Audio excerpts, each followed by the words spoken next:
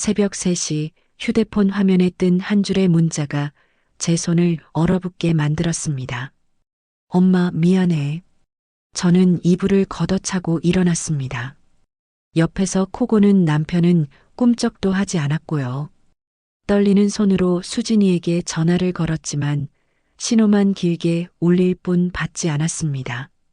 한 번, 두 번, 세 번. 가슴이 쿵쿵 내려앉았습니다. 이상했다. 분명 뭔가 잘못됐어. 이 불안감은 오늘 저녁 영상통화 때부터 시작된 것이었습니다. 해는 아직 중천에 떠 있었고 저는 거실 소파에 앉아 휴대폰을 만지작거리고 있었습니다. 일요일 저녁 6시, 딸 수진이와의 영상통화 시간이었죠. 매주 이맘때면 딸이 먼저 전화를 걸어왔습니다. 서울은 멀었지만 이 작은 화면 하나로 딸의 얼굴을 볼 수 있다는 게 얼마나 고마운지 모릅니다. 휴대폰이 울렸습니다. 화면에 뜬 이름 수진이. 저는 서둘러 통화 버튼을 눌렀습니다. 엄마, 잘 계셨어요? 딸의 얼굴이 화면에 떴습니다. 단정하게 묶은 머리, 깔끔한 흰색 블라우스, 언제나처럼 반듯한 모습이었습니다. 하지만 저는 그 순간 무언가 이상함을 느꼈습니다. 그래. 수진아, 너 요즘 잘 지내냐? 네, 저 잘 지내요. 엄마도 건강하시죠? 딸이 웃었습니다. 입꼬리가 올라가고 눈가에 주름이 잡혔습니다. 하지만 저는 알았습니다. 저 웃음이 진짜가 아니라는 걸요. 30년 넘게 딸을 키워왔습니다. 기저귀를 갈고 밥을 먹이고 열이 날 때마다 밤을 새우며 지켜봤습니다. 수진이가 거짓말을 할 때면 오른쪽 눈썹이 미세하게 떨립니다. 억지로 웃을 때면 입술 한쪽 끝이 경직됩니다. 지금 화면 속 딸의 모습이 정확히 그랬습니다. 저는 조심스럽게 물었습니다. 수진아, 혹시 무슨 일 있니? 얼굴이 좀 피곤해 보이는데.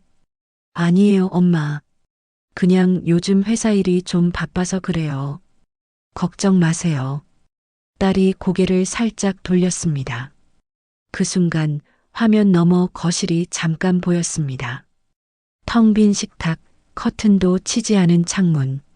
평소 깔끔하기로 유명한 수진이 집이 왜 저렇게 어수선할까요? 뭔가 잘못됐어. 분명히. 하지만 저는 더 묻지 못했습니다. 딸이 먼저 말을 이었거든요. 엄마, 저 이번 주는 좀 바빠서 전화 못할 것 같아요. 다음 주에 다시 연락드릴게요. 그래, 알았다. 밥은 잘 챙겨 먹고. 네, 엄마도 건강하세요. 끊을게요. 뚝, 통화가 끊어졌습니다. 저는 한동안 검은 화면을 멍하니 바라봤습니다. 가슴 한구석이 서늘하게 식어갔습니다. 남편이 부엌에서 나왔습니다. 손에는 맥주 캔을 들고 있었고요. 수진이 전화였어? 응. 잘 지낸다고? 그런데 여보, 수진이가 좀 이상해. 남편이 소파에 털썩 앉으며 말했습니다. 뭐가 이상한데? 잘 지낸다잖아. 아니야. 뭔가 잘못됐어. 표정이 평소 같지 않았어. 남편이 맥주를 한 모금 마시고는 저를 쳐다봤습니다. 당신이 너무 예민한 거 아니야? 애가 바쁘다잖아. 그냥 내버려둬. 그래도, 에이, 별일 아니야. 걱정 말고 저녁이나 차려. 남편이 리모컨을 집어들고 TV를 켰습니다. 뉴스 소리가 거실에 울려 퍼졌습니다. 저는 입을 다물고 부엌으로 향했습니다. 설거지를 하면서도 자꾸 딸 생각이 났습니다. 수진이가 초등학교 2학년 때 일이 떠올랐습니다. 학교에서 돌아온 딸이 아무 일도 없었어라고 말했지만 저는 알았습니다. 딸의 왼쪽 팔에 멍이 들어 있었거든요. 알고 보니 같은 반아이에게 괴롭힘을 당하고 있었습니다. 그때도 딸은 저렇게 억지로 웃었습니다. 아, 그때 그 표정이랑 똑같아. 밤이 깊어갔습니다.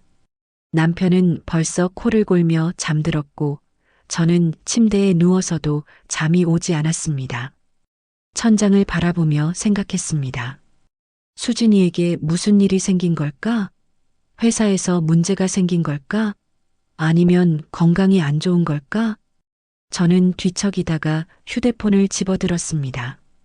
시계를 보니 새벽 2시 반이었습니다. 수진이에게 문자를 보낼까 하다가 관뒀습니다. 이 시간에 깨우면 안 되니까요. 그렇게 30분쯤 더 뒤척였을까요? 휴대폰이 울렸습니다.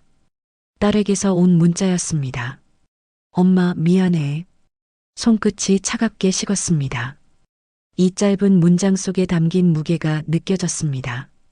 미안하다니 왜? 무슨 일인데? 저는 벌떡 일어났습니다. 이불을 걷어차고 전화를 걸었지만 딸은 받지 않았습니다. 한 번, 두 번, 세 번. 손이 덜덜 떨렸습니다. 안 돼. 당장 서울로 가야 해. 하지만 지금 당장 갈 수도 없었습니다. 새벽 3시에 시외버스가 있을 리 없었고 택시를 타자니 10만 원은 좋게 들 것 같았습니다. 저는 침대 끝에 앉아서 휴대폰만 붙들고 있었습니다. 제발 아무 일도 아니길. 하지만 가슴 한구석에서는 알고 있었습니다. 이건 예감이 아니라 확신이라는 걸요. 제 딸에게 무언가 큰일이 벌어지고 있다는 걸요. 동이 트기 시작했습니다. 저는 밤새 한숨도 자지 못한 채 창밖을 바라봤습니다. 회색빛 하늘 아래로 까마귀 한 마리가 날아갔습니다. 새벽 6시 저는 첫 버스를 타고 서울로 향했습니다. 남편은 막무가내였습니다. 애가 바쁘다잖아. 괜히 가서 집만 되지 말라고 했지만 저는 듣지 않았습니다. 가방에 딸이 좋아하는 된장찌개 재료를 챙겨 넣고 집을 나섰습니다. 버스 안에서도 수진이에게 계속 전화를 걸었습니다. 한 번도 받지 않더군요. 문자도 답이 없었습니다. 창밖으로 스쳐 지나가는 풍경이 흐릿하게 보였습니다. 제발 무사하길. 서울역에 도착한 건 오전 9시였습니다. 지하철을 2번 갈아타고 딸의 아파트 앞에 섰습니다. 엘리베이터를 타고 15층까지 올라가는 동안 심장이 터질 것 같았습니다. 초인종을 눌렀습니다. 한 번, 2번. 안에서 인기척이 들렸습니다. 문이 열렸습니다. 엄마. 수진이가 문틈으로 얼굴을 내밀었습니다. 머리는 헝클어져 있었고 눈은 퉁퉁 부어 있었습니다.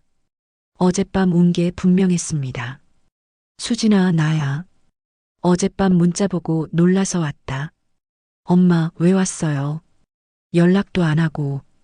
딸의 목소리가 떨렸습니다. 저는 가방을 들고 안으로 들어갔습니다. 거실은 영상통화 때 본 것보다 더 어수선했습니다.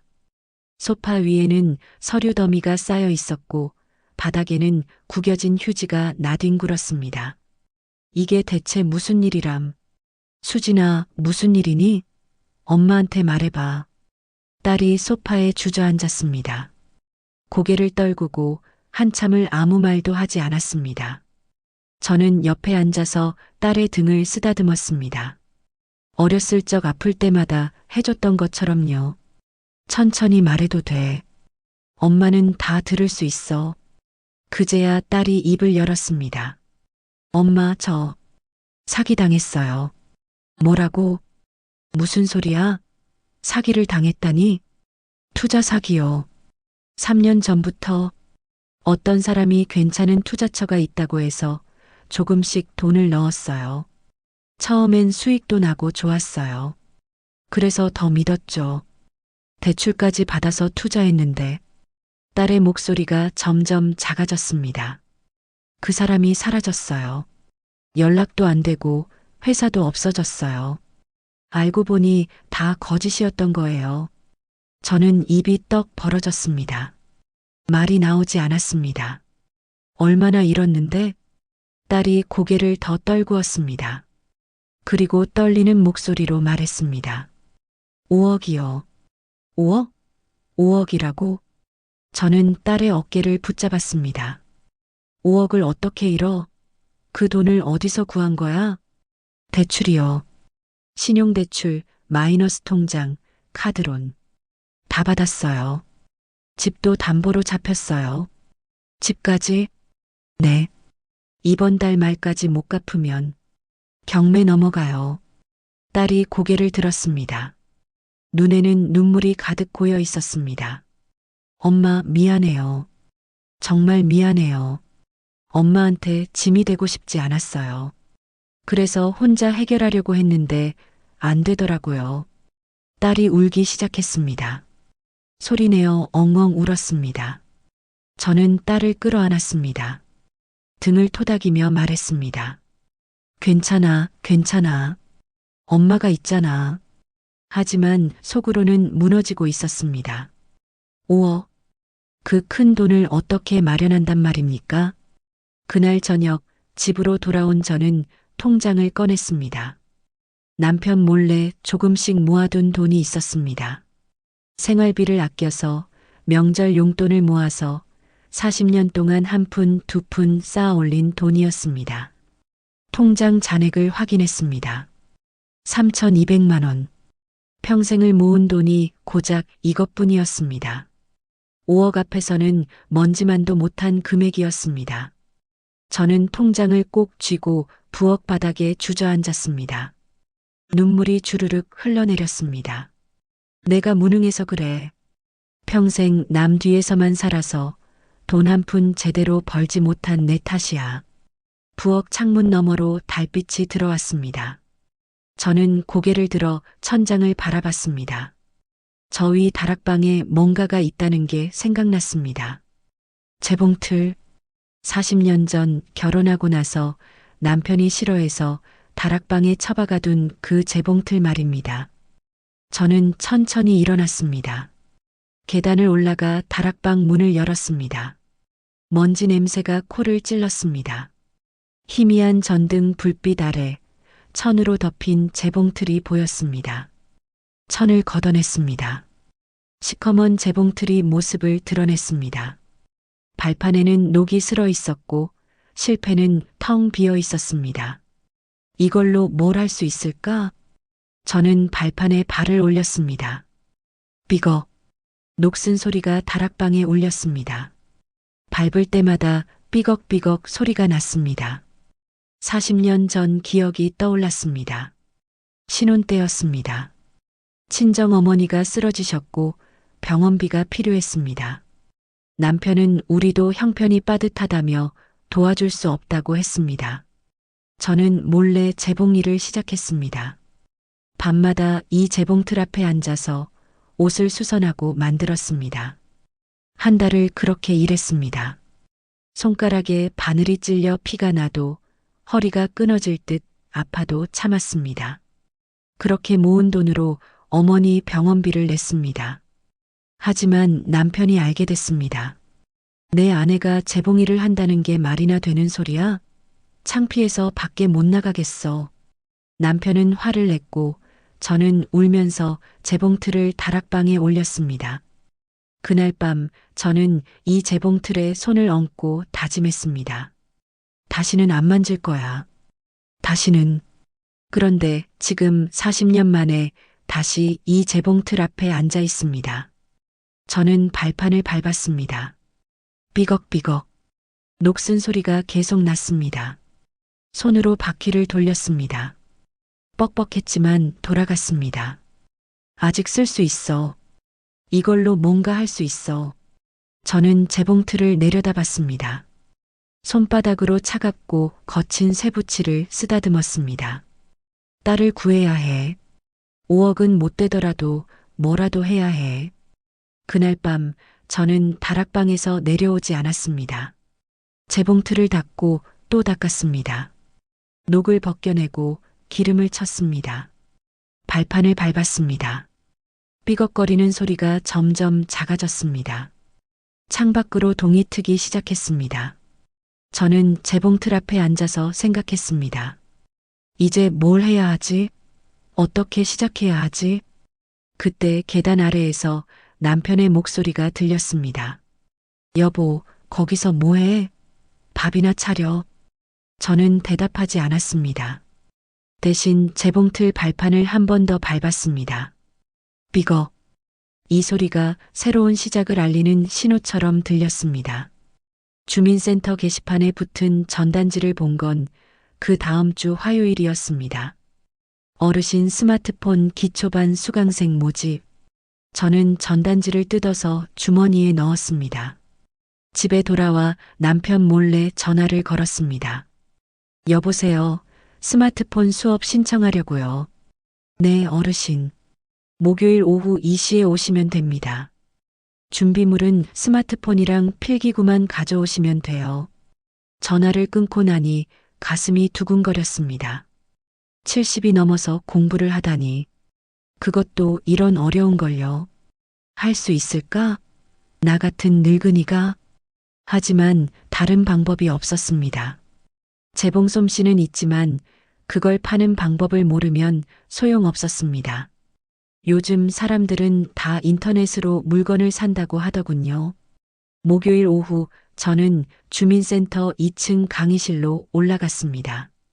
강의실 안에는 이미 10명 남짓한 어르신들이 앉아 계셨습니다. 저처럼 머리가 희끗희끗하신 분들이었습니다. 저는 뒷자리에 조용히 앉았습니다. 안녕하세요, 여러분. 저는 오늘부터 수업을 진행할 최지은입니다. 강단에 선 강사는 26쯤 되어 보이는 젊은 여자였습니다. 환하게 웃으며 인사를 건넸습니다. 처음이라 어려우실 수 있지만 천천히 하나씩 배워가시면 됩니다. 모르는 거 있으면 언제든지 물어보세요.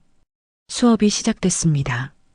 강사가 빔 프로젝터로 화면을 띄웠습니다. 먼저 네이버 앱을 깔아볼게요. 플레이스토어를 눌러주세요. 플레이스토어? 그게 뭔가요?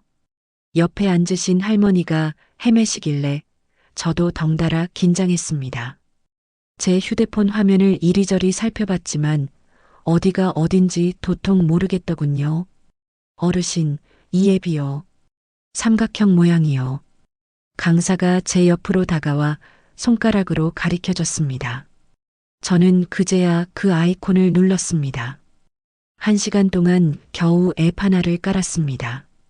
다른 어르신들도 비슷했습니다. 누군가는 아이고 내가 이걸 어떻게 배워 하시며 한숨을 쉬셨습니다. 하지만 저는 포기할 수 없었습니다. 딸을 위해서라면 뭐든지 해야 해. 수업은 일주일에 2번, 한 달 동안 이어졌습니다. 네이버 앱, 인스타그램, 카카오톡 채널, 스마트 스토어. 생전 처음 듣는 단어들이었습니다. 머리가 지끈지끈 아팠습니다. 집에 돌아와서도 휴대폰을 붙들고 연습했습니다. 남편이 의아하게 쳐다봤습니다. 당신 요즘 뭐 하는 거야? 맨날 휴대폰만 들여다보고. 아, 그냥 친구들이랑 연락하는 거야. 친구들이랑 연락을 그렇게 오래 해? 나도 이제 시대에 뒤처지면 안 되잖아. 남편이 코웃음을 쳤습니다. 에이, 당신 나이에 무슨 소용이야. 저는 아무 말 하지 않았습니다. 대신 다시 휴대폰 화면을 들여다봤습니다. 손가락이 뻣뻣해서 화면을 누르기가 힘들었습니다. 글자가 작아서 눈이 침침했습니다. 하지만 멈출 수 없었습니다. 4번째 수업날 강사가 말했습니다. 오늘은 스마트 스토어 개설하는 방법을 배워볼게요.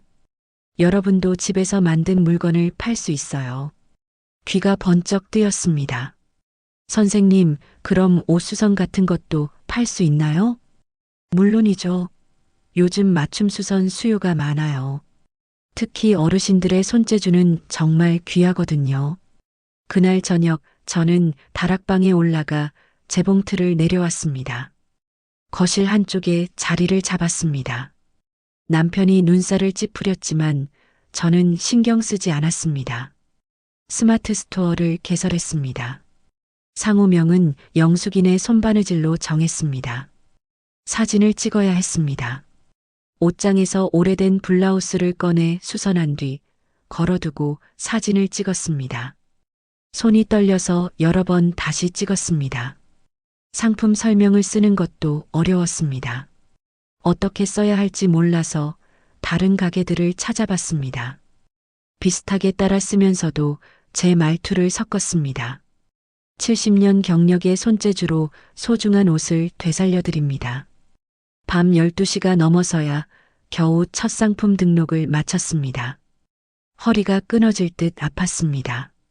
하지만 뭔가 해낸 것 같아서 기분이 묘했습니다. 누가 살까? 정말 주문이 들어올까? 이틀 뒤 휴대폰에 알림이 떴습니다. 새로운 주문이 접수되었습니다. 저는 화면을 몇 번이나 다시 확인했습니다. 진짜였습니다.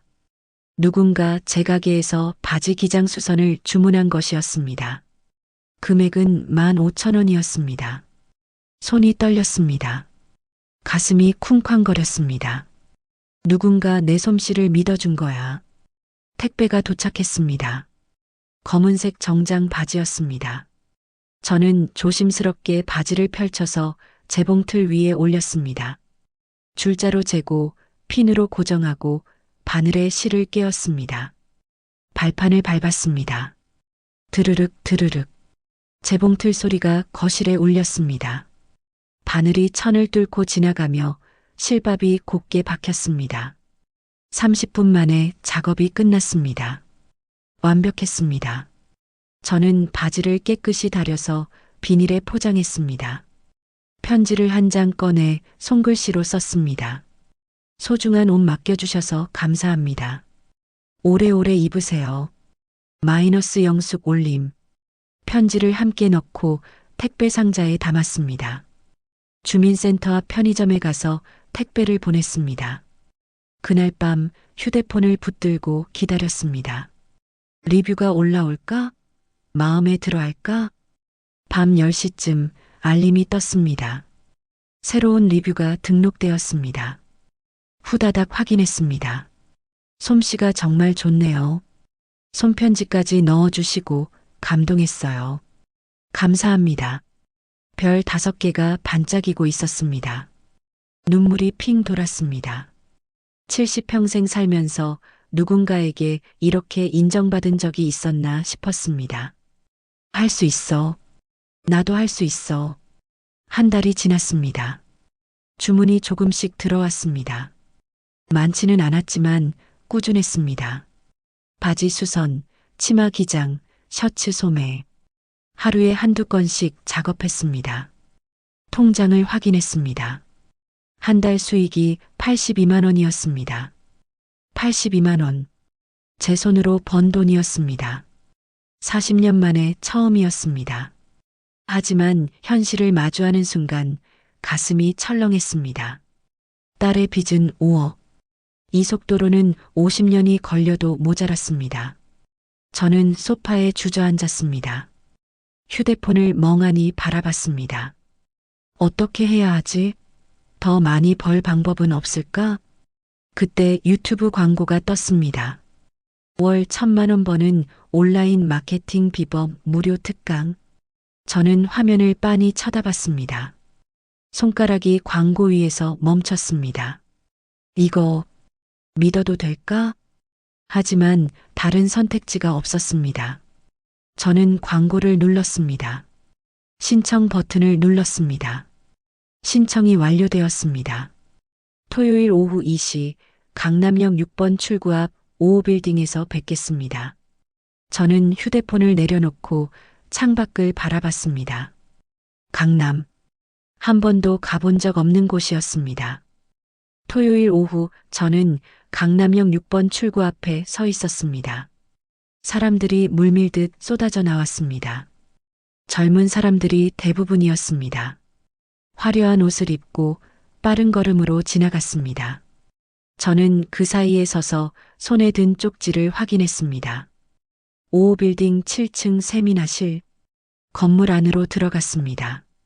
로비는 대리석으로 되어 있었고 천장이 높았습니다. 엘리베이터를 타고 7층에 내렸습니다. 복도를 따라 걸어가니 A 세미나실이라는 팻말이 보였습니다. 문을 열고 들어갔습니다. 세미나실은 생각보다 작았습니다. 의자가 20개 정도 놓여 있었고 앞쪽에는 빔 프로젝터가 설치되어 있었습니다. 이미 10명 정도가 앉아 있었습니다. 모두 저처럼 나이 드신 분들이었습니다. 저는 뒷자리에 앉았습니다. 가방에서 공책과 볼펜을 꺼냈습니다. 안녕하세요, 여러분. 한 남자가 앞으로 나왔습니다. 26쯤 되어 보였습니다. 회색 후드티에 청바지를 입고 있었습니다. 손에는 노트북을 들고 있었고요. 저는 이민준이라고 합니다. 프리랜서 마케터로 일하고 있어요. 민준이라는 청년이 환하게 웃었습니다. 목소리가 밝았습니다. 오늘은 온라인 마케팅 기초에 대해 알려드릴게요. 특히 어르신들이 어떻게 디지털 시장에서 성공할 수 있는지 구체적인 방법을 나눠드리겠습니다. 2시간 동안 강의가 이어졌습니다. 인스타그램 알고리즘, 해시태그 사용법, 스토리 활용법. 어려운 단어들이 쏟아졌지만 민준이라는 청년은 천천히 쉬운 말로 설명해 줬습니다. 손으로 직접 시연하며 보여줬습니다. 저는 공책에 빼곡하게 메모했습니다. 손목이 아팠지만 멈출 수 없었습니다. 이걸 알아야 딸을 도울 수 있어. 강의가 끝났습니다. 사람들이 하나둘 자리에서 일어났습니다. 저도 가방을 챙기려는데 민준이 제 앞으로 다가왔습니다. 혹시 질문 있으세요? 아, 네. 사실 저는 스마트 스토어로 옷 수선을 하고 있는데요. 손님이 많지 않아서요. 오, 옷 수선이요? 요즘 수요가 많은데. 어떤 걸 하세요? 저는 휴대폰을 꺼내 제 스마트 스토어를 보여줬습니다. 민준이 화면을 유심히 들여다봤습니다. 와, 이거 진짜 잘 만드셨네요. 손재주가 정말 좋으시다. 감사합니다. 하지만 한 달에 100만 원도 못 벌어서요. 민준이 고개를 끄덕였습니다. 마케팅이 문제네요. 할머니, 이거 제대로 하면 대박 납니다. 대박? 정말 그럴 수 있을까? 제가 도와드릴까요? 사진 촬영, SNS 마케팅, 광고 운영까지 다 가능해요. 저는 잠시 망설였습니다. 이 청년을 믿어도 될까? 딸이 사기를 당한 것도 이렇게 누군가를 쉽게 믿어서였습니다. 조심해야 해. 또 당하면 안 돼. 선생님, 그게 얼마나 들까요? 일단 한 달 무료로 해드릴게요.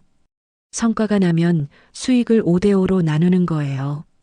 투명하게 계약서도 쓰고요. 무료요? 네. 저는 할머니 같은 분들이 디지털 세상에서 성공하시는 걸 보는 게 좋거든요. 제 할머니도 생전에 비슷한 꿈을 가지고 계셨어요. 민준의 눈빛이 진지했습니다. 거짓말하는 눈이 아니었습니다. 저는 천천히 고개를 끄덕였습니다. 그럼 한번 해볼까요? 민준이 환하게 웃으며 손을 내밀었습니다. 잘 부탁드립니다, 할머니. 저는 그 손을 맞잡았습니다. 청년의 손은 따뜻했습니다. 다음 주부터 민준이 집에 찾아왔습니다. 노트북과 카메라를 들고 나타난 민준은 거실을 둘러봤습니다. 할머니, 여기서 사진 촬영하면 좋겠어요. 재봉틀이랑 작업하시는 모습을 담으면 진정성이 살아나거든요. 내가 사진에 나온다고요? 네. 요즘은 사람이 보이는 게 중요해요. 할머니의 손재주와 정성이 느껴져야 해요. 민준이 카메라를 설치했습니다. 저는 재봉틀 앞에 앉았습니다. 민준이 여러 각도에서 사진을 찍었습니다. 자, 할머니. 자연스럽게 작업하시면 돼요. 저는 천을 재봉틀에 올리고 발판을 밟았습니다. 드르륵 드르륵. 바늘이 움직였습니다. 카메라 셔터 소리가 들렸습니다. 촬영이 끝나고 민준이 사진을 보여줬습니다. 화면 속에는 재봉틀 앞에 앉은 제가 있었습니다. 주름진 손이 천을 잡고 있었고 집중한 눈빛이 보였습니다. 할머니, 이거 진짜 멋있어요. 사람들이 감동할 거예요. 정말 그럴까? 민준이 인스타그램 계정을 새로 만들었습니다. 영숙 할머니 위손 바느질이라는 이름이었습니다. 찍은 사진들을 올리고 해시태그를 달았습니다. 이제 기다리면 돼요. 첫날은 조용했습니다. 팔로워가 몇 명 늘었을 뿐이었습니다. 이틀째 댓글 하나가 달렸습니다. 할머니 손재주가 정말 대단하시네요. 응원합니다. 사흘째 좋아요가 100개를 넘었습니다. 나흘째 한 유명 인플루언서가 제 게시물을 공유했습니다. 그 순간부터 팔로워가 폭발적으로 늘기 시작했습니다. 일주일 만에 팔로워가 5,000명이 됐습니다. 저는 믿을 수가 없었습니다. 휴대폰을 들여다보며 계속 세로 고침을 눌렀습니다. 숫자가 계속 올라갔습니다. 할머니, 대박이에요. 이제 광고 돌리면 주문 폭주할 거예요. 민준이 신이 나서 말했습니다. 저도 덩달아 가슴이 두근거렸습니다. 정말 할 수 있을지도 몰라. 한 달이 지났습니다. 팔로워는 10,000명을 넘었습니다. 주문이 하루에 10건씩 들어왔습니다. 저는 아침부터 밤까지 재봉틀 앞에 앉아 있었습니다. 손가락에 물집이 잡혔지만 행복했습니다. 통장을 확인했습니다.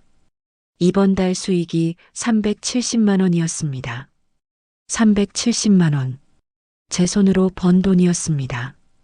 민준과 수익을 나눴습니다. 절반씩.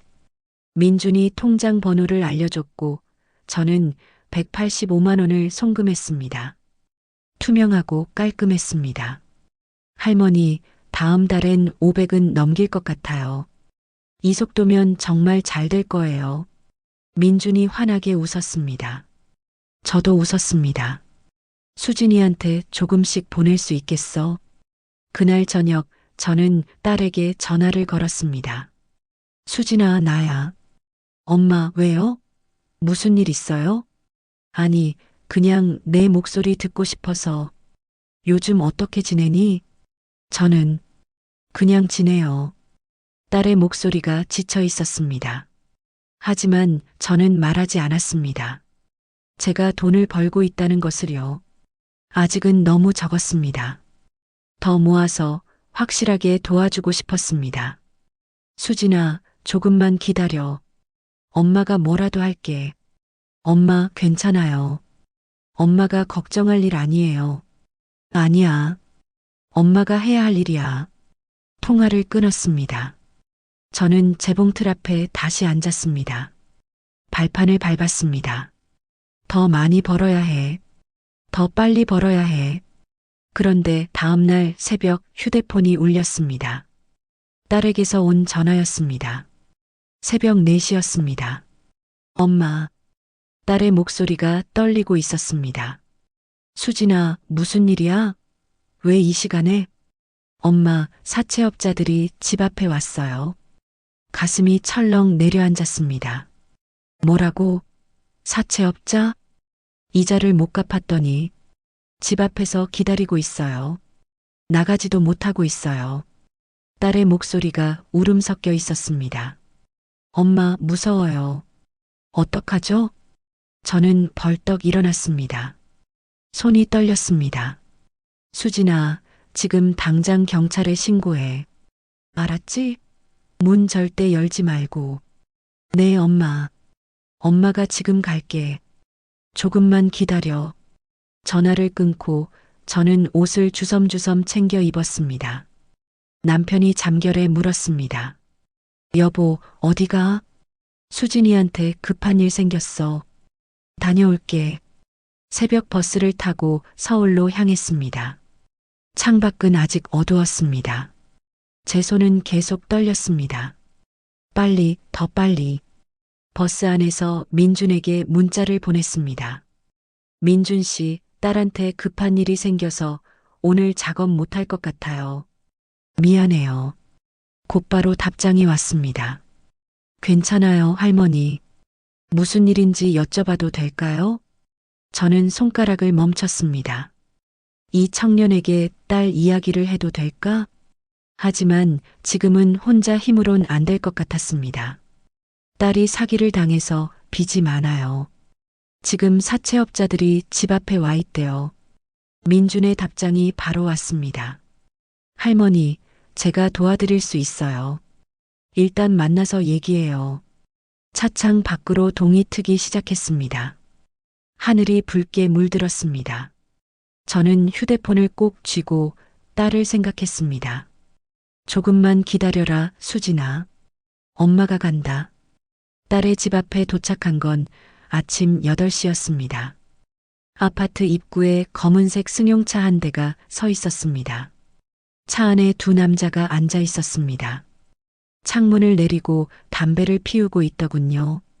저는 그들을 지나쳐 엘리베이터를 탔습니다. 가슴이 쿵쿵거렸습니다. 손에 쥔 휴대폰이 땀으로 미끄러웠습니다. 15층에서 내렸습니다. 복도를 따라 걸어가 딸의 집 초인종을 눌렀습니다. 누구세요? 나야, 엄마. 문이 열렸습니다. 딸이 창백한 얼굴로 서 있었습니다. 눈 밑에 다크서클이 짙게 내려앉아 있었습니다. 엄마 오셨어요. 그래. 괜찮니? 딸이 고개를 저었습니다. 저는 안으로 들어가 문을 닫았습니다. 거실에는 온갖 서류가 널려 있었습니다. 대출 서류, 독촉장, 법원 통지서, 식탁 위, 소파 위, 바닥에까지 쌓여 있었습니다. 이게 대체 어떻게 된 거람? 수진아, 경찰에는 신고했니? 네. 아까 다녀가셨어요. 그런데 별로 도움이 안 될 것 같대요. 왜? 불법 추심만 신고할 수 있는 거지. 빚 자체는 제가 해결해야 한대요. 딸이 소파에 주저앉았습니다. 고개를 떨구고 손으로 얼굴을 감쌌습니다. 엄마, 저 어떡하죠? 이번 달 말까지 2천만 원을 못 갚으면 집이 넘어가요. 2천만 원. 제가 평생 모은 돈보다 적었지만 지금 제게는 없는 돈이었습니다. 저는 딸 옆에 앉아 등을 쓰다듬었습니다. 일단 그 사기꾼을 잡아야 해. 경찰에 고소는 했니? 네. 석 달 전에 했어요. 그런데 그 사람 이미 해외로 나갔대요. 추적이 어렵다고 하더라고요. 해외 도주라니. 그럼 돈은 어떻게 돼? 못 받을 것 같대요. 다른 피해자들도 많은데 다들 포기하고 있어요. 딸의 목소리가 끊어졌습니다. 저는 주먹을 꽉 쥐었습니다. 손톱이 손바닥에 파고들었습니다. 안 돼. 이렇게 당하고만 있을 순 없어. 저녁이 되어서야 집으로 돌아왔습니다. 남편이 거실에 앉아 있었습니다. 표정이 굳어 있었습니다. 당신 수진이한테 무슨 일이 생긴 거야? 저는 가방을 내려놓고 소파에 앉았습니다. 수진이가 사기를 당했어요. 빚이 5억이래요. 5억? 남편이 벌떡 일어났습니다. 그걸 이제 말해? 대체 왜 진작 말을 안 한 거야? 수진이가 숨기고 있었어요. 저도 얼마 전에 알았어요. 남편이 방안을 왔다 갔다 했습니다. 집을 팔아야겠어. 뭐라고요? 집을 팔아서 수진이 빚을 갚아야지. 우리 집이라도 있으면 2천만 원은 막을 수 있잖아. 저는 고개를 저었습니다. 안 돼요. 이 집까지 팔 순 없어요. 그럼 어쩌자는 거야? 딸이 집을 잃는 걸 보고만 있자고? 그게 아니라 제가 돈을 벌고 있어요. 남편이 저를 쳐다봤습니다. 돈을 번다고? 당신이? 네. 요즘 인터넷으로 옷수선 일을 하고 있어요. 한 달에 300만 원 넘게 벌고 있어요. 남편의 표정이 일그러졌습니다. 300만 원 가지고 5억을 어떻게 막아? 꿈깨. 조금만 기다려주세요. 더 벌 수 있어요. 에이, 당신 나이에 무슨 소용이야. 현실을 봐. 남편이 방으로 들어가 버렸습니다. 문 닫는 소리가 쿵 울렸습니다. 저는 거실에 혼자 남았습니다. 눈물이 핑 돌았지만 흘리지 않았습니다. 포기할 수 없어. 절대로. 휴대폰이 울렸습니다. 민준에게서 온 전화였습니다. 할머니, 괜찮으세요? 딸분은 어떠세요? 응, 민준 씨. 고마워요. 그런데 상황이 좋지 않아요. 할머니, 제가 도와드릴 수 있을 것 같아요. 만나서 얘기할 수 있을까요? 지금요? 네. 중요한 얘기예요. 1시간 뒤, 민준이 집으로 왔습니다. 노트북을 들고 온 민준은 거실 식탁에 앉았습니다. 저도 맞은편에 앉았습니다. 할머니, 그 사기꾼 이름이 뭐예요? 강태수라고 해요. 민준이 노트북을 열었습니다. 키보드를 두드렸습니다. 강태수? 검색해 볼게요. 화면에 여러 기사가 떴습니다. 투자 사기 혐의 강태수 씨 해외 도주, 피해자만 300명, 피해액 200억 추정. 저는 화면을 보며 이를 악물었습니다. 이 인간이 이렇게 많은 사람을 망쳤구나. 민준이 SNS를 검색했습니다. 인스타그램, 페이스북, 틱톡. 여러 계정이 나왔습니다. 할머니, 이거 맞나요? 화면에 한 남자의 사진이 떴습니다. 잘생긴 얼굴, 명품 정장을 입고 있었습니다. 배경은 고급 호텔 같았습니다. 맞아요. 이 사람이에요. 딸이 보여줬던 사진과 똑같았습니다. 민준이 계정을 클릭했습니다. 게시물들이 쭉 나열됐습니다. 두바이 야경, 고급 레스토랑, 스포츠카, 화려한 생활을 자랑하는 사진들이었습니다. 댓글에는 부러워하는 말들이 가득했습니다. 이 인간이 피해자들 돈으로 저러고 있네요. 민준의 목소리가 차갑게 식었습니다. 저는 화면을 보며 손을 떨었습니다. 분노가 치밀어 올랐습니다. 저 돈이 다 내 딸 인생이야. 우리 수진이가 밤새 울면서 갚으려고 애쓰는 그 돈이야. 민준 씨, 이걸로 뭘 할 수 있어요? 민준이 고개를 끄덕였습니다. SNS로 추적할 수 있어요. 이 사람이 어디에 있는지, 누구랑 만나는지, 뭘 하는지. 게시물에 위치 정보가 있으면 더 정확하게 잡을 수 있어요. 그걸 경찰한테 알려주면 되는 거예요? 네. 그리고 이 사람 주변 인물들도 조사해야 해요. 혼자 이런 큰 사기를 칠 순 없거든요. 공범이 있을 거예요. 민준이 게시물을 하나하나 살펴보기 시작했습니다. 저도 옆에서 지켜봤습니다. 밤이 깊어갔습니다. 민준과 저는 한숨도 자지 않고 화면을 들여다봤습니다. 강태수의 게시물, 그가 태그한 사람들, 댓글을 단 사람들, 모든 걸 추적했습니다. 새벽 3시쯤 민준이 무언가를 발견했습니다. 할머니, 이거 보세요. 화면의 한 게시물이 확대됐습니다. 강태수가 한 여자와 함께 찍은 사진이었습니다. 배경에 은행 간판이 보였습니다. 이 여자 계속 태그되는 사람이에요. 아마 공범일 가능성이 높아요. 민준이 그 여자의 계정으로 들어갔습니다. 비공개 계정이었지만 프로필 사진만으로도 많은 것을 알 수 있었습니다. 이 사람 정보를 찾아볼게요. 민준의 손이 빠르게 움직였습니다. 검색창에 이름을 넣고 관련 정보를 찾아냈습니다. 1시간 뒤 민준이 엑셀 파일을 만들었습니다. 할머니, 여기 정리했어요. 강태수 주변 인물 리스트, SNS 활동 기록, 위치 정보. 이거면 경찰이 추적하는데 도움이 될 거예요. 저는 화면을 보며 눈물이 났습니다. 이 청년이 없었으면 어쩔 뻔했을까. 민준 씨, 정말 고마워요. 아니에요, 할머니. 이건 제가 해야 할 일이에요.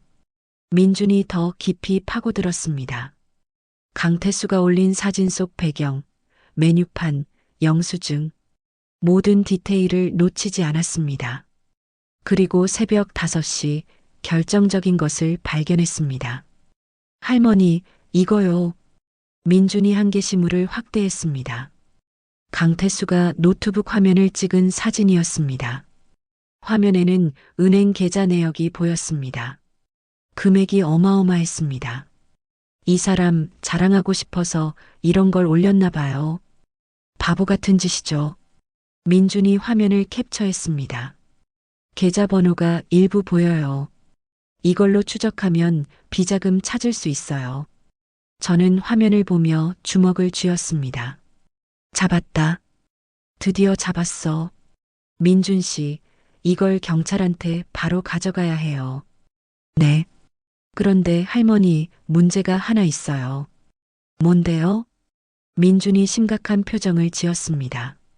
이 증거만으로는 부족할 수 있어요. 경찰이 움직이려면 더 확실한 증거가 필요해요. 그리고 설령 잡는다고 해도 돈을 돌려받는 건 별개 문제예요. 저는 가슴이 철렁했습니다. 그럼 어떻게 해요? 방법이 하나 있긴 해요. 이걸 언론에 알리는 거예요. 여론이 들끓으면 경찰도 더 적극적으로 움직일 거고 사기범도 압박을 느낄 거예요. 언론이요? 네. 제가 아는 기자가 있어요. 이런 사건에 관심 많은 사람이거든요. 저는 잠시 망설였습니다. 딸이 알면 뭐라고 할까? 이런 일이 뉴스에 나가는 걸 수진이가 원할까? 하지만 다른 방법이 없었습니다. 해요. 일단 해봐요. 민준이 고개를 끄덕였습니다. 알겠어요, 할머니. 내일 바로 연락해 볼게요. 새벽 6시 동이 텄습니다. 민준은 노트북을 닫고 일어났습니다. 할머니, 오늘 푹 쉬세요. 내일부터 바빠질 거예요.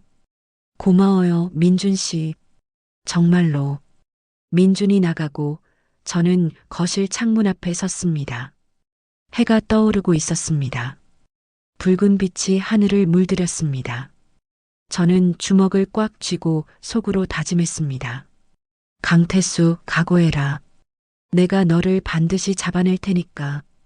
민준이 기자에게 자료를 넘긴 지 사흘째 되던 날 일이 터졌습니다.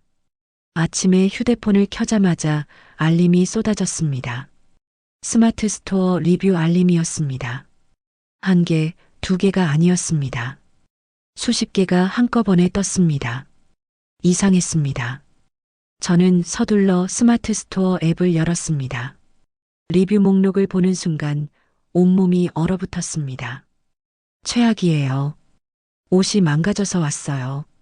환불도 안 해줍니다. 사기꾼. 절대 사지 마세요. 70대 할머니가 뭘 안다고 장사를 해요? 돈만 날렸네요. 배송도 안 오고 연락도 안 됩니다. 신고할 겁니다. 별점 하나짜리 리뷰가 20개 넘게 올라와 있었습니다. 어제까지만 해도 없던 리뷰들이었습니다. 손이 떨렸습니다. 화면을 다시 확인했습니다. 주문 내역을 봤습니다. 이상했습니다. 리뷰를 쓴 사람들은 실제로 주문한 적이 없었습니다. 주문 번호도 없었습니다. 가짜 리뷰였습니다. 누가 이런 짓을? 휴대폰이 울렸습니다. 민준이었습니다. 할머니, 지금 스마트 스토어 보셨어요? 응, 봤어. 이게 대체 어떻게 된 거야? 공격받고 있어요. 악성 리뷰 폭탄이에요. 아마 강태수 쪽 사람들이 우리가 추적하고 있다는 걸 눈치챈 것 같아요. 가슴이 철렁 내려앉았습니다. 그럼 어떻게 해요? 일단 신고는 할 수 있는데 시간이 걸려요. 그동안 새로운 손님들이 이 리뷰를 보고 안 올 거예요. 전화를 끊고 저는 주문 현황을 확인했습니다. 어제까지 하루에 10건씩 들어오던 주문이 오늘은 단 한 건도 없었습니다. 인스타그램도 확인했습니다. 댓글창이 난리였습니다. 이거 사기예요? 리뷰 보고 놀랐어요. 실망이네요. 믿었는데. 역시 인터넷 쇼핑은 조심해야 해. 팔로워가 줄어들기 시작했습니다. 10,000명이던 팔로워가 시간이 갈수록 감소했습니다. 저는 재봉틀 앞에 앉았습니다. 하지만 손이 움직이지 않았습니다. 이렇게 무너지는 거구나. 사흘이 지났습니다. 주문은 완전히 멈춰버렸습니다. 인스타그램 팔로워는 7,000명으로 줄었습니다. 악성 리뷰는 계속 늘어났습니다. 민준이 집으로 찾아왔습니다. 얼굴이 창백했습니다. 할머니, 죄송해요. 제가 너무 무리하게 진행한 것 같아요. 아니야, 민준 씨. 내 잘못이 아니야. 민준이 고개를 떨구었습니다. 사실은요, 저한테도 협박 문자가 왔어요. 뭐라고? 민준이 휴대폰을 보여줬습니다. 더 이상 강태수를 건드리면 가만 안 둔다. 너희 가족까지 다칠 수 있다. 저는 휴대폰을 보며 이를 악물었습니다. 이 인간들이 정말. 할머니, 저는 괜찮은데요. 할머니랑 할머니 따님이 위험할 것 같아요. 이제 그만두는 게 나을 것 같아요. 그만둬? 네. 제 생각엔 경찰에 맡기고 우리는 여기서 멈추는 게 안전할 것 같아요. 민준의 목소리가 떨렸습니다. 겁을 먹은 게 분명했습니다. 저는 민준의 어깨를 잡았습니다. 민준 씨, 나는 괜찮아. 그런데 내가 다치면 안 되니까 내 생각대로 해도 돼. 할머니는요? 나는 계속할 거야. 딸을 포기할 순 없어. 민준이 저를 바라봤습니다. 눈에 눈물이 맺혔습니다. 죄송해요, 할머니. 제가 겁쟁이라서. 아니야. 내 잘못이 아니야. 고마웠어, 정말로. 민준이 나간 뒤 저는 거실에 홀로 남았습니다. 이제 정말 혼자구나.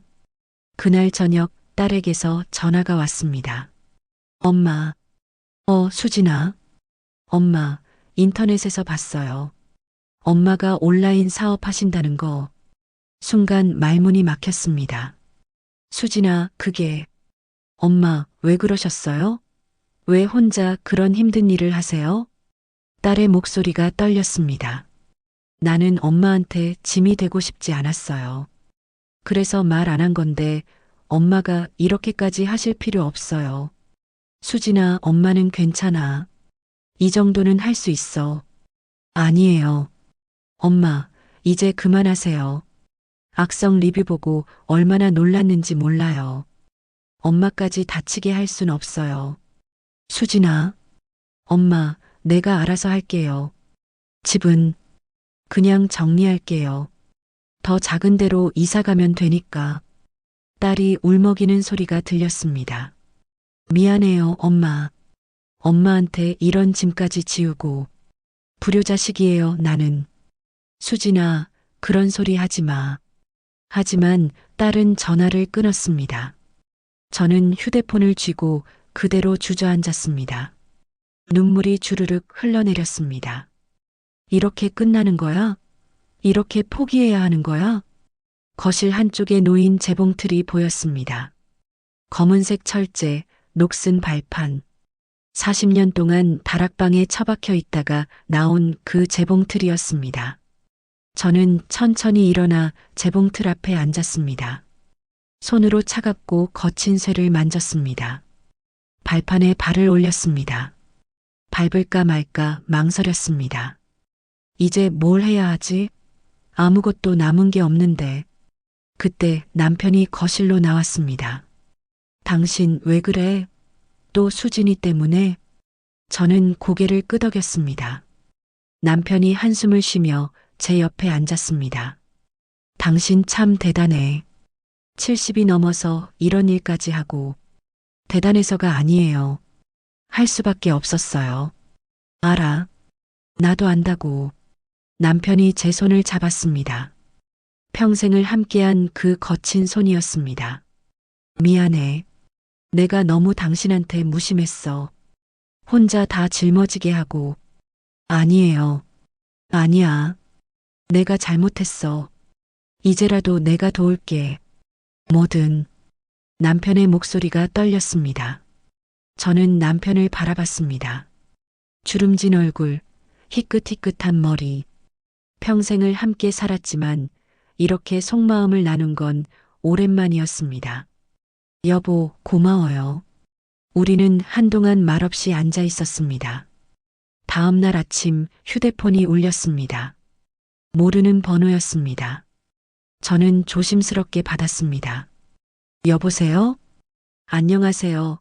김영숙 어르신이신가요? 네, 그런데요. 저는 KBC 방송국 시사교양팀 PD 박민정이라고 합니다. 방송국? PD? 저희가 요즘 시니어의 디지털 도전이라는 다큐멘터리를 준비하고 있는데요. 어르신 이야기를 듣고 싶어서 연락드렸습니다. 제 이야기요? 네. 70대 어르신이 딸을 위해 온라인 사업을 시작하셨다는 얘기를 들었어요. 그리고 투자 사기범을 추적하고 계신다는 것도요. 민준이 기자에게 넘긴 자료가 여기까지 온 모양이었습니다. 요즘 악성 리뷰로 힘드시다는 것도 알고 있어요. 저희가 이 이야기를 방송으로 다루면 여론의 힘으로 상황이 달라질 수 있습니다. 정말요? 네. 그리고 사기범 추적에도 도움이 될 거예요. 방송 나가면 제보가 들어올 테니까요. 저는 가슴이 두근거렸습니다. 언제 만날 수 있을까요? 내일 오전에 어르신 댁으로 찾아가도 될까요? 네, 좋아요. 전화를 끊고 저는 재봉틀 앞에 섰습니다. 발판에 발을 올렸습니다. 밟았습니다. 드르륵. 바늘이 움직였습니다. 아직 끝나지 않았어. 아직 희망이 남아있어. 저는 밤새 한 벌의 원피스를 만들었습니다. 연보라색 천에 레이스를 달았습니다. 딸이 어렸을 적 좋아하던 스타일이었습니다. 바늘이 천을 뚫고 지나갈 때마다 제 마음도 조금씩 단단해졌습니다. 창밖으로 동이 트기 시작했습니다. 저는 완성된 원피스를 들고 거실 창가에 섰습니다. 햇빛이 천을 비췄습니다. 레이스가 반짝였습니다. 수진아, 조금만 기다려라. 엄마가 반드시 해낼 테니까. 다음 날 오전 방송국 스태프들이 집에 왔습니다. 카메라 2대, 조명 장비, 마이크. 작은 거실이 순식간에 촬영장이 됐습니다. 박민정 PD는 30대 중반으로 보이는 여성이었습니다. 단정한 인상에 또렷한 목소리를 가지고 있었습니다. 어르신, 편하게 앉으세요. 제가 질문 드리면 평소처럼 말씀해 주시면 됩니다. 저는 재봉틀 앞에 앉았습니다. 조명이 켜졌습니다. 눈이 부셨습니다. 먼저 어르신의 이야기를 들려주세요. 왜 70세에 온라인 사업을 시작하셨나요? 저는 천천히 입을 열었습니다. 제 딸이 사기를 당했습니다. 5억이라는 큰 빚을 지게 됐고요. 저는 평생 남편과 자식 뒷바라지만 하며 살았습니다. 돈 한 푼 제대로 벌어본 적 없는 사람이었죠. 목소리가 떨렸지만 멈추지 않았습니다. 하지만 딸을 그냥 둘 수 없었습니다. 40년 전 다락방에 처박아둔 재봉틀을 꺼냈습니다. 주민센터에서 스마트폰 수업을 들었습니다. 하나하나 배워가며 온라인 스토어를 열었습니다. 박 PD가 고개를 끄덕이며 물었습니다.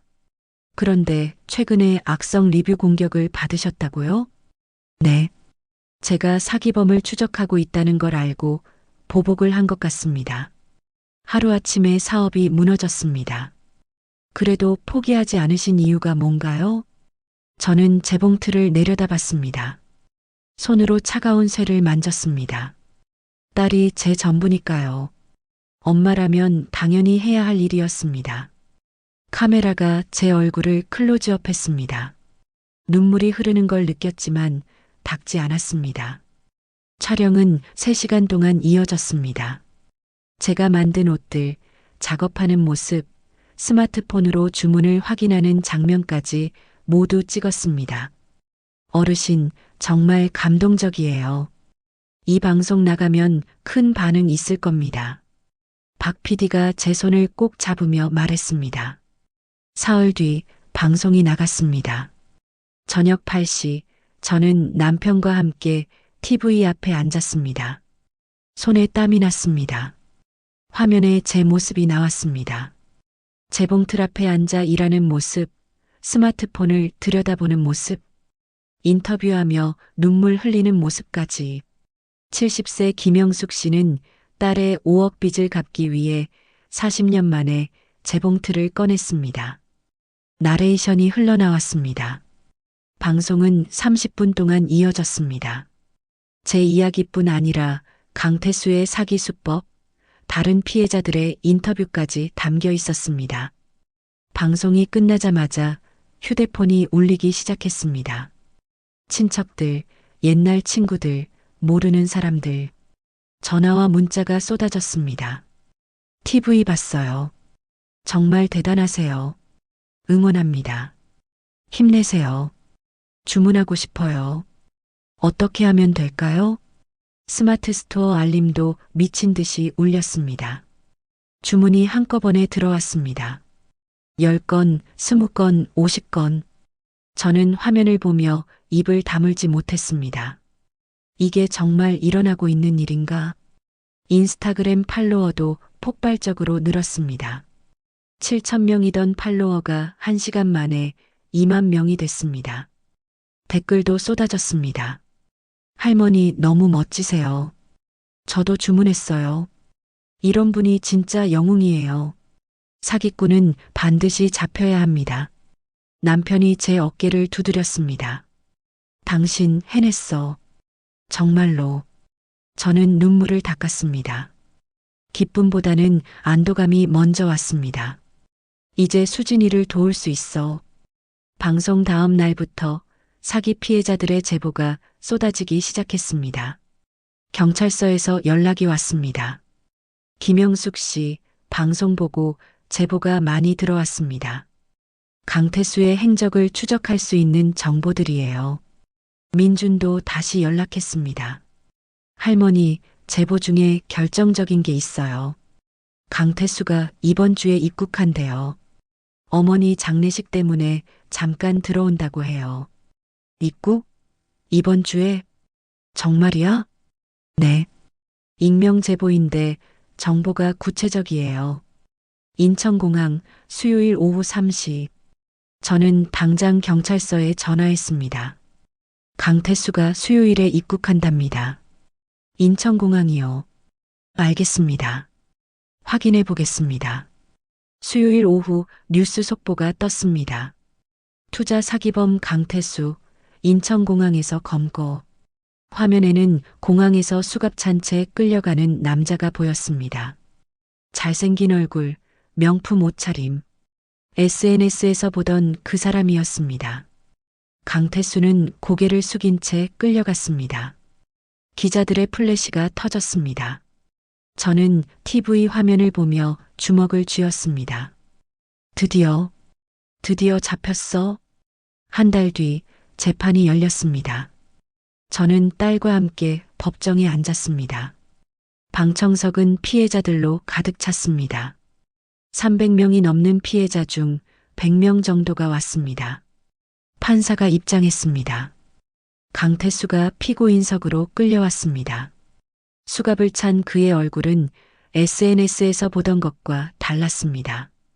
수척하고 초췌했습니다. 재판이 시작됐습니다. 검사가 강태수의 범죄 사실을 낭독했습니다. 투자 사기, 사문서 위조, 횡령. 죄목이 끝도 없이 이어졌습니다. 피고인의 변론은? 판사가 물었습니다. 강태수가 일어섰습니다. 잘못했습니다. 제가 욕심에 눈이 멀었습니다. 목소리가 작았습니다. 하지만 진심은 느껴지지 않았습니다. 피해자 측에서 하실 말씀 있습니까? 판사가 방청석을 바라봤습니다. 저는 손을 들었습니다. 판사가 고개를 끄덕였습니다. 저는 천천히 일어났습니다. 다리가 떨렸지만 걸어나갔습니다. 증인석 앞에 섰습니다. 강태수와 눈이 마주쳤습니다. 그는 빈정거리는 표정을 지었습니다. 입꼬리가 살짝 올라갔습니다. 저는 김영숙입니다. 피해자 박수진의 어머니입니다. 목소리가 떨렸지만 크게 말했습니다. 제 딸은 당신을 믿었습니다. 평생 모은 돈을 맡겼습니다. 당신은 그 돈으로 호화로운 생활을 즐겼습니다. 강태수가 고개를 돌렸습니다. 저를 보세요. 저는 강하게 말했습니다. 당신이 빼앗은 건 돈만이 아닙니다. 제 딸의 꿈이었고 인생이었습니다. 당신은 그걸 아십니까? 강태수가 저를 쳐다봤습니다. 그리고 비웃듯 말했습니다. 고작 몇 억 때문에 이러십니까?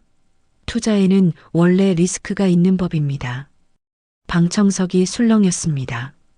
저는 그를 똑바로 쳐다봤습니다. 고작이라고요? 목소리가 떨렸습니다. 하지만 멈추지 않았습니다. 그게 제 딸의 전부였습니다. 10년을 일해서 모은 돈이었습니다. 그 돈으로 집을 사고 미래를 꿈꿨습니다. 당신에게는 고작이지만 저희에게는 전부였습니다. 강태수의 표정이 굳었습니다. 저는 70세입니다. 평생을 남 뒷바라지만 하며 살았습니다. 하지만 딸을 위해 40년 만에 재봉틀을 꺼냈습니다. 스마트폰을 배웠습니다. 밤을 새워가며 일했습니다. 저는 한 발 앞으로 나갔습니다. 당신은 사람들의 인생을 가지고 놀았습니다. 하지만 저는 포기하지 않았습니다. 그래서 당신이 여기 서 있는 겁니다. 방청석에서 박수가 터져 나왔습니다. 판사가 망치를 두드렸습니다. 숙고하겠습니다. 다음 주에 판결이 있겠습니다. 일주일 뒤 판결이 내려졌습니다. 피고인 강태수에게 징역 12년을 선고합니다. 판사의 목소리가 법정에 울렸습니다. 또한 피해자들에게 부당이득 전액을 환수하여 배상하도록 합니다. 방청석에서 환호가 터져 나왔습니다.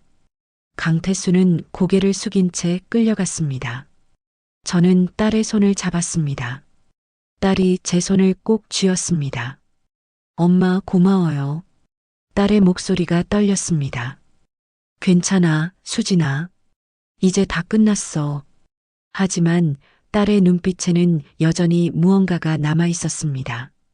법정을 나서며 딸이 작은 목소리로 말했습니다. 엄마, 사실은요. 응?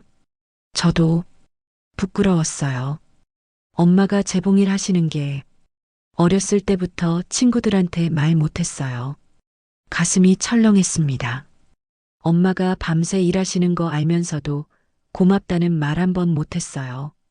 대신 더 잘 살아야겠다고 생각했죠. 근데 결국 이렇게 됐어요. 딸이 울기 시작했습니다. 미안해요, 엄마. 정말 미안해요. 저는 딸을 끌어안았습니다. 수진아, 괜찮아. 다 괜찮아. 복도에 우리 둘만 남았습니다. 햇빛이 창문으로 들어왔습니다. 저는 딸의 등을 토닥이며 생각했습니다. 이제 시작이구나. 진짜 회복은 이제부터구나. 판결이 내려진 지 2달이 지났습니다. 강태수의 재산 환수 절차가 시작됐습니다. 해외 계좌, 부동산, 명품, 검찰이 하나하나 찾아냈습니다. 그렇게 모인 돈은 피해자들에게 배분됐습니다. 딸 수진이에게도 돈이 돌아왔습니다. 5억 중 3억 2천만 원이었습니다. 전부는 아니었지만 집을 지킬 수 있는 금액이었습니다. 엄마, 우리 집 지킬 수 있대요. 딸이 전화로 울먹이며 말했습니다. 다행이다, 수진아. 정말 다행이야. 나머지 빚은 제가 번 돈으로 조금씩 갚기로 했습니다. 방송 이후 제 사업은 안정 궤도에 올랐습니다. 매달 500만 원 넘게 벌 수 있었습니다. 민준도 다시 돌아왔습니다. 할머니, 제가 겁먹고 도망쳐서 죄송했어요. 이제는 끝까지 함께 하겠습니다. 청년의 눈빛이 단단했습니다. 저는 그의 어깨를 두드렸습니다. 괜찮아, 민준 씨. 내 덕분에 여기까지 왔어. 어느 토요일 오후 딸이 집에 찾아왔습니다. 손에는 큰 쇼핑백을 들고 있었습니다. 엄마, 이거 드리려고요. 가방에서 꺼낸 건 새 재봉틀이었습니다. 최신형이었습니다. 버튼도 많고 디지털 화면도 달려 있었습니다. 수진아, 이게 얼마인데? 괜찮아요. 제가 보너스 받았어요. 엄마가 낡은 재봉틀로 고생하시는 거 보기 힘들었어요. 딸이 재봉틀을 거실에 내려놓았습니다. 저는 새 재봉틀을 바라봤습니다. 반짝반짝 빛났습니다. 하지만 제 시선은 자꾸 옆에 있는 낡은 재봉틀로 향했습니다. 시커먼 철제, 달아빠진 발판, 여기저기 긁힌 자국들. 40년 동안 다락방에 있다가 나온 그 재봉틀이었습니다. 수진아, 고마운데 말이야. 저는 낡은 재봉틀에 손을 얹었습니다. 엄마는 이걸로 계속할래. 이게 더 편해. 엄마, 그건 너무 낡았잖아요. 낡았지. 하지만 이 재봉틀이 엄마를 여기까지 데려왔어. 저는 발판을 밟았습니다. 드르륵. 익숙한 소리가 났습니다. 이 소리가 좋아. 이게 엄마 소리야. 딸이 저를 바라봤습니다. 눈에 눈물이 맺혔습니다. 엄마, 사실은요. 딸이 재봉틀 옆에 앉았습니다. 제가 어렸을 때 친구들이 물어봤어요. 너네 엄마는 뭐 하시냐고. 저는 대답 못했어요. 엄마가 재봉일 하신다는 게 부끄러웠거든요. 가슴이 아렸지만 저는 딸의 손을 잡았습니다. 알아, 엄마도 알았어. 정말요? 응. 내가 학교에서 돌아올 때마다 재봉틀을 치우곤 했잖아. 엄마도 너한테 부끄러운 엄마인 거 알았어. 딸이 고개를 떨구었습니다. 그래서 더 잘 살아야 한다고 생각했어요. 엄마처럼은 안 살겠다고. 경제적으로 자유로워지겠다고. 그래서 더 무리했구나. 네. 투자한다는 사람 만났을 때 이게 기회라고 생각했어요. 한 번에 경제적 자유를 얻을 수 있다고. 근데 결국 이렇게 됐죠. 딸이 울기 시작했습니다. 미안해요, 엄마. 엄마를 무시했던 것도, 혼자 다 해결하려고 한 것도, 결국 엄마한테 다시 짐이 됐어요. 저는 딸을 끌어안았습니다. 수진아, 너는 엄마한테 짐이 아니야. 엄마의 전부야. 엄마, 엄마가 미안해. 내가 부끄러워할 만한 엄마여서, 더 잘해주지 못해서. 아니에요, 엄마. 엄마는 최고예요. 진짜로. 우리는 한참을 그렇게 안고 있었습니다. 거실에는 재봉틀 소리만 들렸습니다. 아니, 들리지 않았지만 그 소리가 제 귓가에 맴돌았습니다. 드르륵, 드르륵. 40년 전 그 소리. 밤새 일하며 들었던 그 소리. 다시는 듣지 않겠다고 다짐했던 그 소리. 하지만 이제는 알았습니다. 그 소리가 부끄러운 게 아니라는 걸요. 그게 제 삶의 소리였다는 걸요. 그날 밤 딸이 묻었습니다. 엄마, 이제 어떻게 할 거예요? 계속 일하실 거예요? 응, 할 거야. 엄마, 이거 재미있어. 재미있어요? 그래. 사람들이 고맙다고 할 때, 별 5개 달아줄 때, 손편지 보낼 때, 그럴 때마다 가슴이 뛰더라. 저는 창밖을 바라봤습니다. 70평생 살면서 처음이야. 내가 누군가에게 인정받는다는 게. 엄마, 괜찮아. 이제는 괜찮아. 늦었지만 찾았잖아. 엄마의 길을. 딸이 제 어깨에 머리를 기댔습니다. 엄마, 저도 이제 알 것 같아요. 뭘? 진짜 가치 있는 게 뭔지. 빨리 성공하는 게 중요한 게 아니라 정직하게 사는 게 중요한 거죠? 저는 딸의 머리를 쓰다듬었습니다. 천천히 가도 돼, 수진아. 엄마처럼. 네, 엄마. 한 달 뒤, 저는 딸에게 소포를 보냈습니다.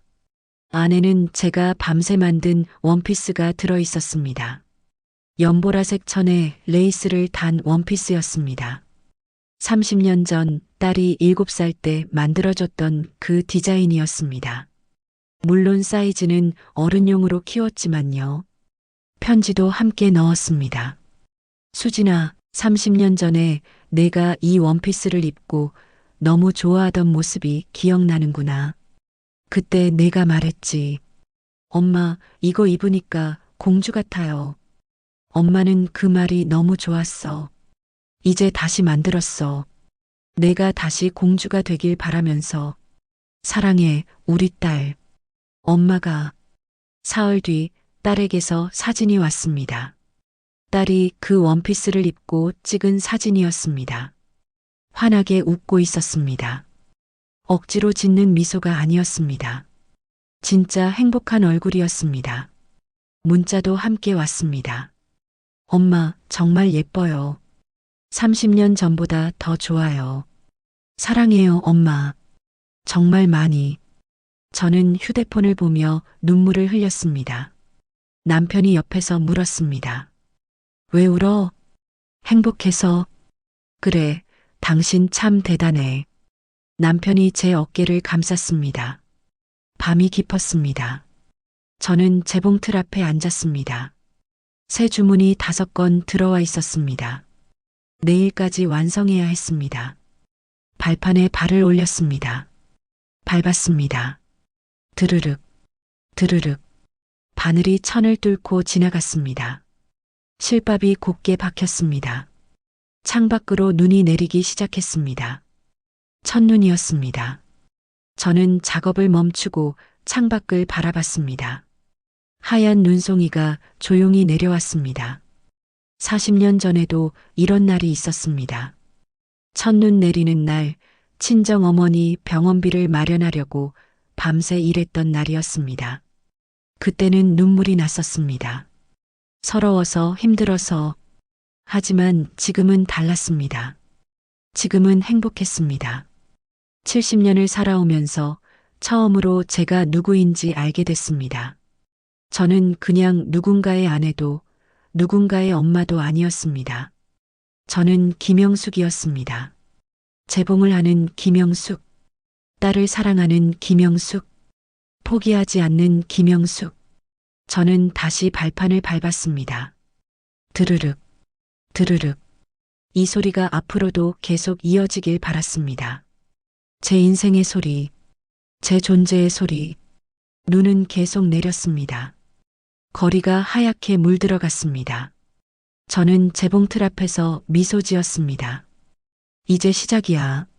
진짜 내 인생은 이제부터야. 새벽까지 작업을 계속했습니다. 손가락이 아팠지만 행복했습니다. 완성된 옷들을 포장하며 생각했습니다. 내일 이 옷들을 입을 사람들의 얼굴을요. 그들도 행복하길 바랐습니다. 제가 만든 옷을 입고 조금이라도 더 아름다워지길 바랐습니다. 그게 제가 할 수 있는 일이었습니다. 그게 제 삶의 의미였습니다. 창밖에 눈이 점점 쌓여갔습니다. 저는 재봉틀 앞에 앉아서 새로운 아침을 기다렸습니다.